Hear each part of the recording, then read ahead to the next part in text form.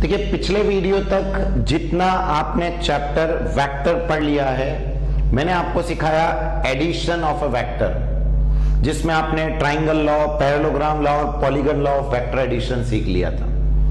अब एडिशन के बाद टॉपिक है सब्ट्रैक्शन ऑफ वेक्टर। वेक्टर को सब्ट्रैक्ट करना, अभी आपने ऐड करना सीखा है, अब बारी है सब्ट्रैक्ट करने की। देखो एक एग्जांपल पहले मैं देता हूं। ये है आपका वेक्टर एक, और एक है सपोज ये वेक्टर आपका, let it be vector B, let it be vector A, और आप इन दोनों को सब्ट्रैक्ट करना चाहते हैं। जब आपने ऐड किया था तो क्या किया था, बी को इसके हेड पे रख दिया था, और अगर ये साइमल्टेनियसली एक ही पॉइंट से शुरू हो रहे थे तो पैरेललोग्राम लगा लिया था।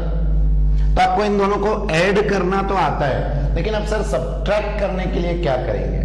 तो देखिए सब्ट्रैक्ट करने के लिए क्या करना है, सबसे पहले आपको जो आपका वेक्टर ए है वो तो एज इट इज, क्योंकि हम ए में से बी को माइनस कर रहे हैं तो ए एज इट इज, और बी जो आपका ये है इसको बनाना है, ये रहा आपका वेक्टर बी, ये रहा। बट क्या आपने पढ़ा था, आपको याद होगा, नेगेटिव ऑफ अ वेक्टर।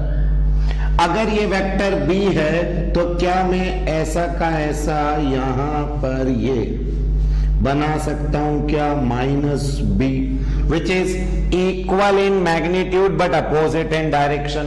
तो क्या ये इस वेक्टर का क्या हो जाएगा, नेगेटिव ऑफ वेक्टर बी, इसका नेगेटिव। तो क्लियर आता है कि सर हमको जो वेक्टर बी गिवन था हमने उसका नेगेटिव वेक्टर बना लिया। और अब आप जरा देखिए, क्या ये रहा वेक्टर ए, ये रहा vector B, they are representing adjacent sides of a parallelogram. और अब एक पैरेललोग्राम हम कंप्लीट करने के लिए यहां से पहले बना लेंगे as it is parallel A, और ये बना लेंगे हम बी।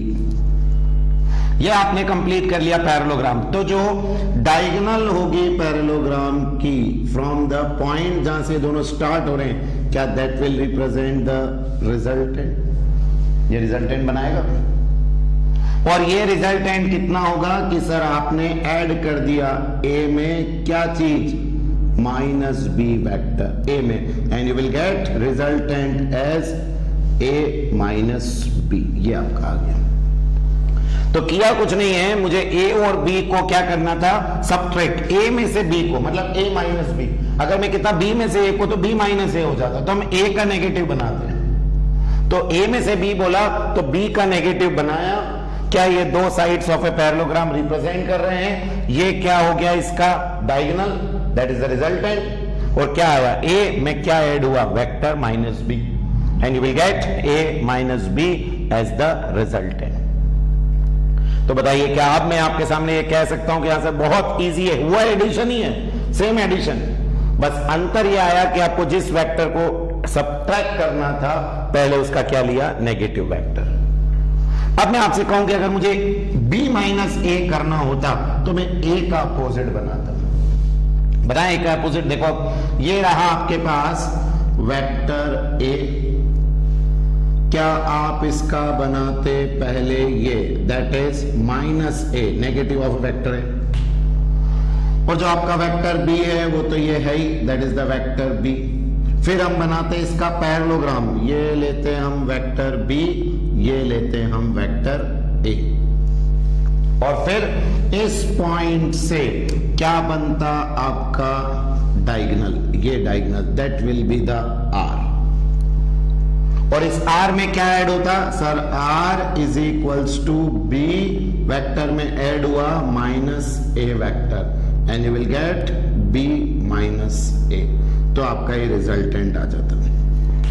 मतलब आप समझ गए सर, है सारे रूल एडिशन के, वही ट्राइंगल, वही पैरेललोग्राम, बस वेक्टर क्या हो जाता है, नेगेटिव ऑफ ए वेक्टर। तो अगर कोई कहे ए में से बी को माइनस करो तो नेगेटिव बी का, और अगर कोई कहे बी में से ए को माइनस करो तो नेगेटिव ए का हो जाएगा। तो बोलो सब्ट्रैक्ट कर पाओगे वेक्टर को? तो what is the definition of subtraction, the process of subtracting one vector from another is equivalent, किसके बराबर है, एडिंग के बराबर। मैंने कहा ना एडिशन और सब्ट्रैक्शन के रूल सेम है, बस क्या हो जाता है, the negative of a vector to be subtracted. Negative of a vector लेना है, जैसे यहां बी था तो बी का नेगेटिव ऑफ ए वेक्टर, और यहां पर ए था तो ए का नेगेटिव ऑफ ए वेक्टर लिया, बस ये आपका हो जाएगा सब्ट्रैक्शन।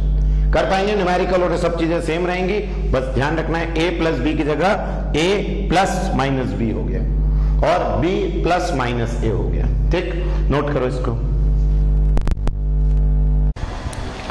देखिए अब हमारा टॉपिक जो आ रहा है वेरी इंपॉर्टेंट, सिर्फ समझ में आना चाहिए। What it is, resolution of a vector in a plane. Resolution, आप देखना जब हमने एडिशन ऑफ वेक्टर पढ़ा था तो आपको आगे एक वर्ड मिलेगा एडिशन के, कंपोजिशन ऑफ ए वेक्टर।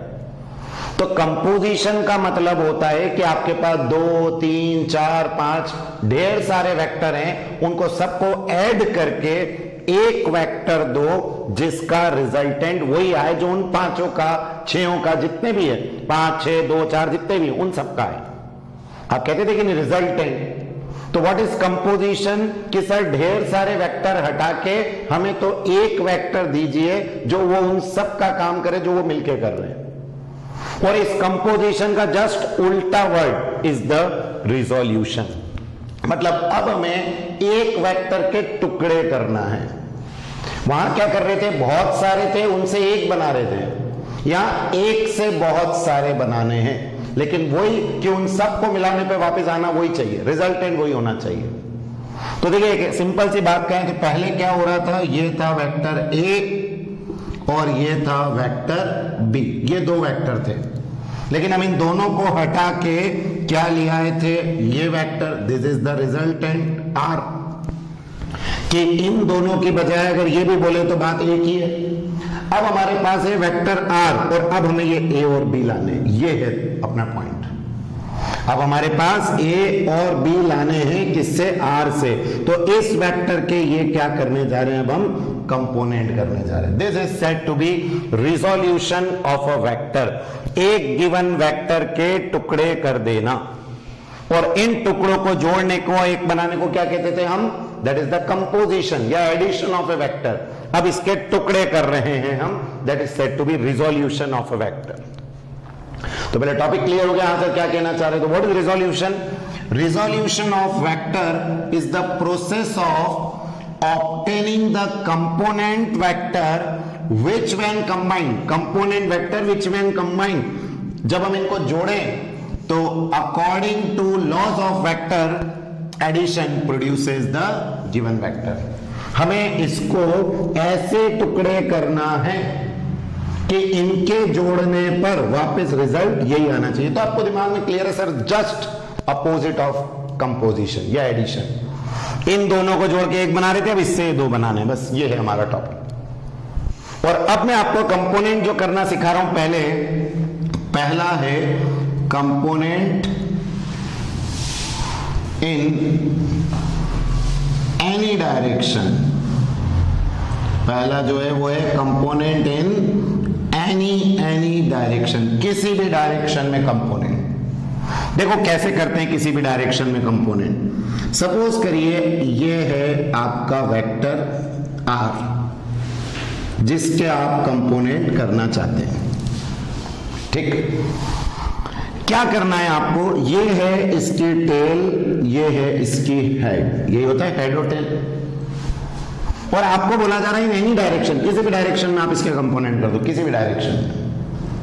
तो आपको सबसे पहले यहां से एक स्ट्रेट लाइन खींचनी है, ये हो गई आपकी एक स्ट्रेट लाइन। और फिर ये तो कहां से हुई, लेट दिस पॉइंट बी ए से एक स्ट्रेट लाइन खींचो और ऐसे ये पॉइंट जो बी दे रहा हूं मैं इसके हेड को, यहां से एक स्ट्रेट लाइन खींचिए जहां पर ये इंटरसेक्ट कर रहा है, let this point be C. तो पहले तो ये दो लाइन खींच ली आपने, एक लाइन फ्रॉम द टेल, एक line from the head, and उनके जो पॉइंट ऑफ इंटरसेक्शन है उसको एक नाम दे दिया। अब ए से सी ये मैंने एरो बनाया, तो A C is a vector, A C is a vector, let it be vector P. और C B is a vector, इसका एरो ऊपर, C B is a vector, let it be vector Q. अब आप जरा बताएं, according to triangle of vector addition, ये एक vector क्या both are in the same direction, तो ये closing side in opposite direction will give the resultant. तो आप ये कह सकते हैं ना कि सर इन दोनों का इफेक्ट यही आएगा, तो मैंने क्या इस वेक्टर के ये दो कंपोनेंट कर दिए इन एनी डायरेक्शन। तो ऐसे आपको कंपोनेंट करना होते हैं, बट इन एनी डायरेक्शन आपको यूज नहीं होंगे, बट समझ में आया सर कंपोनेंट करना मतलब इस आर की जगह अगर मैं P प्लस क्यू भी कहूं तो क्या बराबर होगा कि सर हाँ R is equals to P plus Q, ये लिख सकते हैं हम, क्योंकि आपको मालूम है triangle law of vector addition से P प्लस क्यू किसके बराबर होगा, R के बराबर। तो ये हमें बराबर बनना है यहां sir component in any direction के लिए, ये कंसेप्ट आपको बन रहा है। लेकिन इन एनी डायरेक्शन हमें कम यूज होगा, बट आगे नहीं करना, इन एनी डायरेक्शन करना आ गया, बट ये कम यूज होगा। जो यूज होगा वो है second, that is perpendicular component. कौन से कंपोनेंट करने अपने को, परपेंडिकुलर, कि सर परपेंडिकुलर कंपोनेंट हम कैसे करेंगे किसी भी वेक्टर के, गिवन वेक्टर के परपेंडिकुलर कंपोनेंट। देखो ये रहा आपका given vector, let it B R, इसके परपेंडिकुलर कंपोनेंट करना है। तो परपेंडिकुलर कंपोनेंट के लिए सिंपल यहां से पहले एक लाइन और ये एक लाइन, बोले ये हो गई क्या दो परपेंडिकुलर लाइन। अब इस वेक्टर से यहां पर एक लाइन ड्रॉ करी, that will B one vector, और उसके पैरेलल ये हो गया पैरेललोग्राम। सिमिलरली जहां ये क्रॉस हुआ यहां पर एक वेक्टर और उसके पैरेलल आपने ये बना दिया।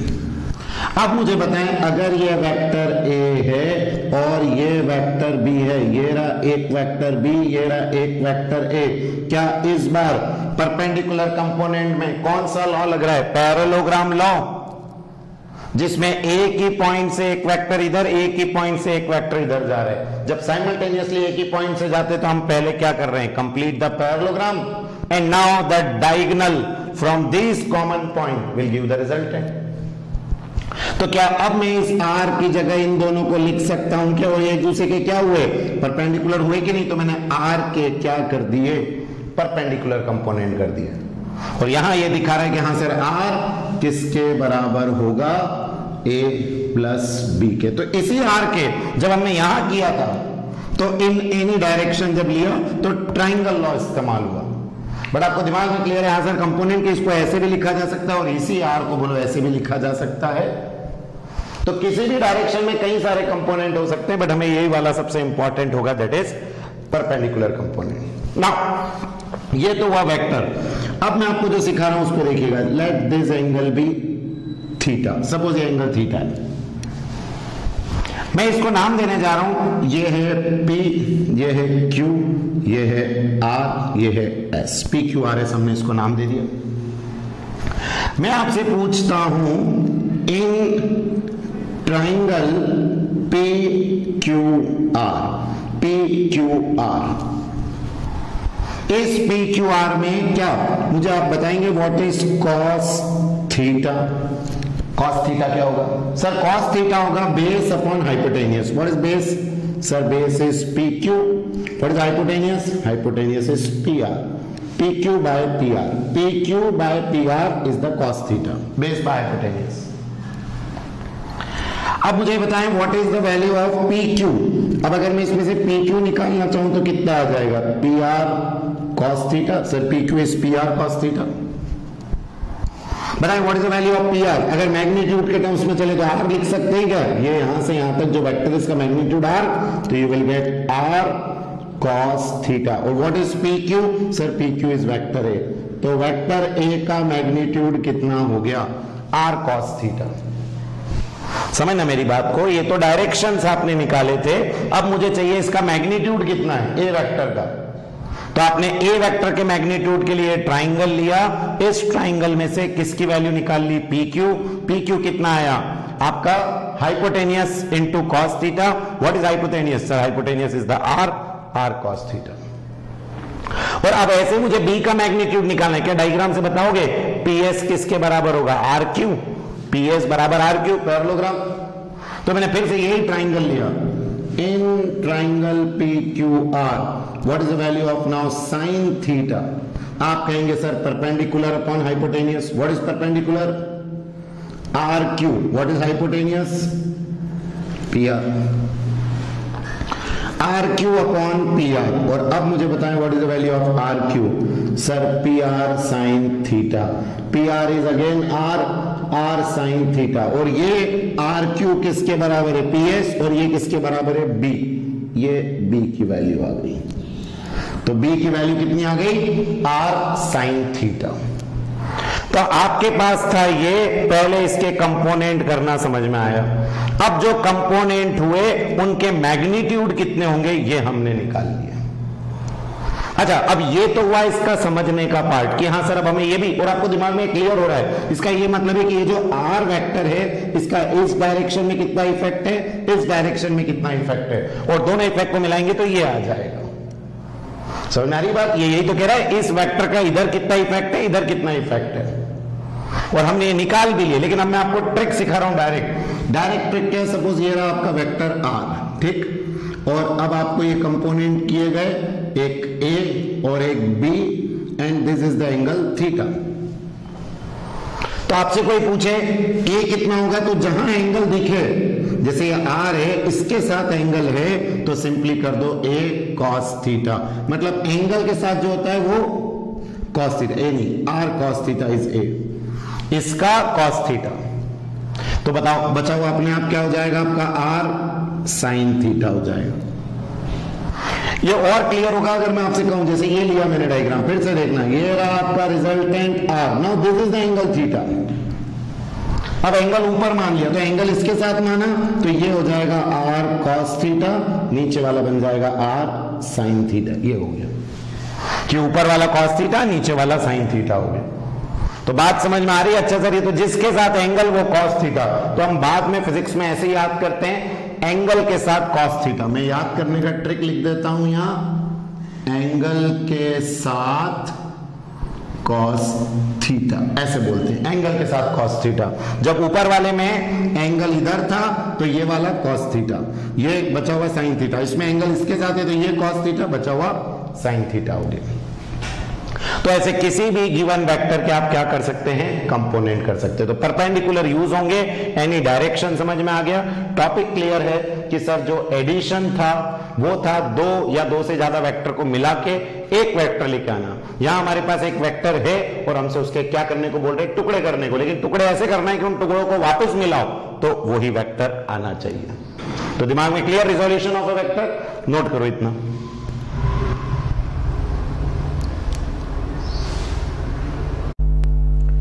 ना देखिए, अभी आप अब रिजोल्यूशन सीख गए परपेंडिकुलर डायरेक्शन में। सपोज करिए मैं आपको एक क्वेश्चन देता हूं कि एक वेक्टर है, force vector of 60 newton at an angle of 60 degree. 60 newton का फोर्स इस डायरेक्शन में लग रहा है विथ एक्स एक्सिस के साथ 60 डिग्री पे। नाउ अब आपको इसके परपेंडिकुलर कंपोनेंट बताने हैं। सिंपल परपेंडिकुलर कंपोनेंट निकालने के लिए पहले आपने फिर से डायग्राम बनाया कि सर ये हमको डायग्राम गिवन था, ये बना और ये बना। This is the F is equals to, sir given है 60 न्यूटन। ये एंगल कितना गिवन है? 60 डिग्री। तो मैंने आपको क्या सिखाया? एंगल के साथ कॉस थीटा। मतलब ये जो कंपोनेंट होगा late it B F x नाम दे देते हैं, एक्स एक्सिस में है तो एक्स, तो एफ एक्स कितना हो जाएगा? एफ cos 60, ये एफ एक्स हो गया। एक्स एक्सिस में एफ cos 60 बोलो बनेगा। मैंने यही सिखाया ना कंपोनेंट करना, एंगल के साथ cos थीटा, एंगल इसके साथ है तो ये वाला cos थीटा। और अब क्या करना है? एफ की वैल्यू कितनी गिवन है आपको? सर 60, और cos 60 की वैल्यू हाफ, सॉल 30 न्यूटन। मतलब इस वाले कंपोनेंट की वैल्यू 30 न्यूटन। अब बचा ऊपर वाला कंपोनेंट, बोलो ऊपर वाला, क्योंकि y एक्सिस में तो इसका नाम रख दे क्या? F Y. एफ वाई क्या हो जाएगा? F sine theta. और f sin थीटा में f की वैल्यू कितनी है हमारे पास सर 60 और sin 60। आपको पता है sin 60 कितना होता है √3/2, कैंसिल हो गया और आ गया 30√3 न्यूटन। तो इजीली आपने सॉल्व कर लिया कि सर अगर हमें कोई वेक्टर गिवन होगा तो हम बड़ा आसानी से उसके क्या निकाल लेंगे कंपोनेंट। कौन से वाले? Perpendicular component. कुछ भी नहीं करना है, सिर्फ याद रखो एंगल के साथ cos थीटा।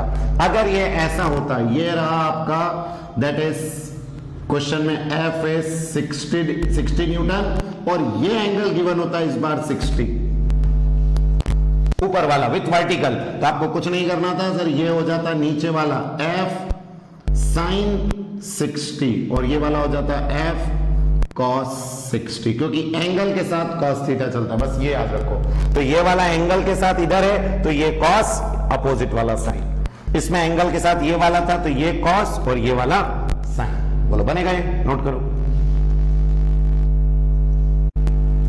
अब देखिए इस पे बेस्ड एक क्वेश्चन मैं आपको करा रहा हूं ताकि और कंसेप्ट क्लियर हो जाए। One of the rectangular component, याद रखें रेक्टेंगल हमेशा ऐसा होता है, तो अगर कोई कह रहा है रेक्टेंगुलर कंपोनेंट तो मतलब परपेंडिकुलर कंपोनेंट। रेक्टेंगल की साइड क्या होती है एक दूसरे के परपेंडिकुलर, तो अगर किसी ने कहा रेक्टेंगुलर कंपोनेंट इसका मतलब परपेंडिकुलर कंपोनेंट। तो क्वेश्चन में क्या गिवन है आपको, one of the rectangular component of a velocity of 100 km/h is 50 km/h।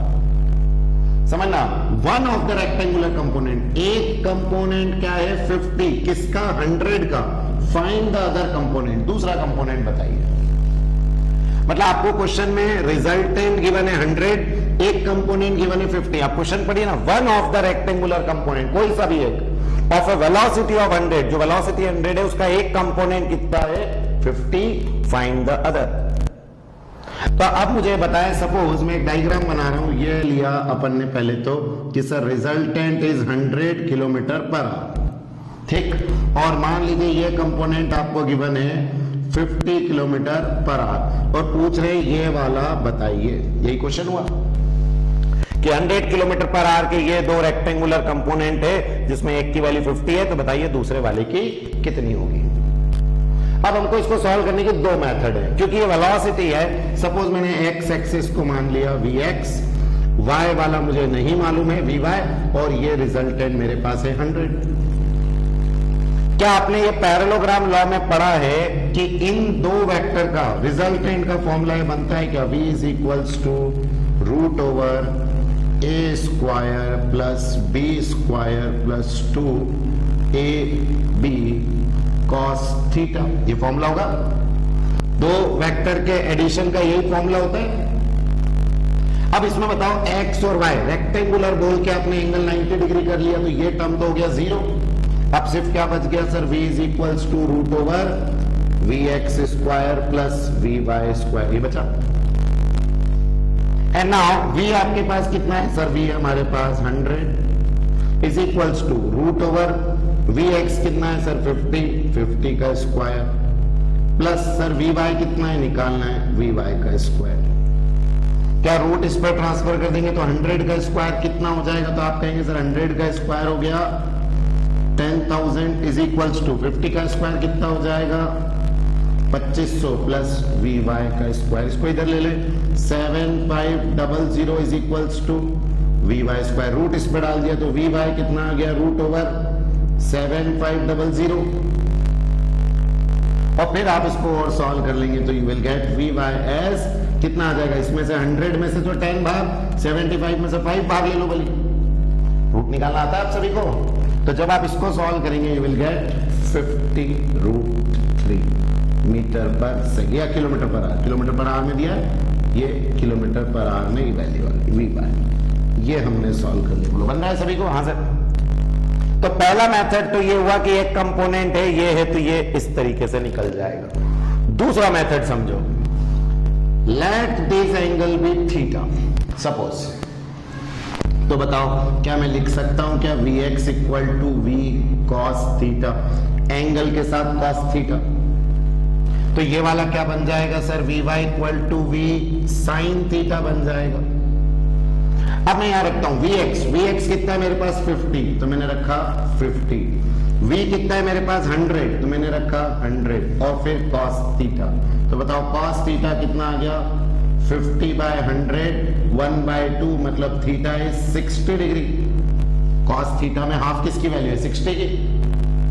तो हमने पहले इन दो वैल्यू से ये एंगल निकाल लिया, एंगल मेरे पास आ गया 60 डिग्री, और अब एंगल आ गया तो यहां रख लें इसकी जगह। तो आपके पास क्या आ जाएगा sir, Vy is to V कितना है 100 sin 60, और 100 sin 60 की वैल्यू √3/2, ये कैंसिल, कितना आ गया 50√3। तो आपको दोनों मेथड से मैंने आपको सिखा दिया, ये मैग्नीट्यूड की मेथड से निकाल लिया, ये कंपोनेंट की मेथड से निकाल लिया। कैसे भी करो आंसर वही आना है, बट आपको दिमाग में बैठ रहा है अच्छा सर ऐसे कंपोनेंट यूज होंगे। ये तो सिर्फ यूज करने का तरीका, पूरे फिजिक्स में ये चलेगा।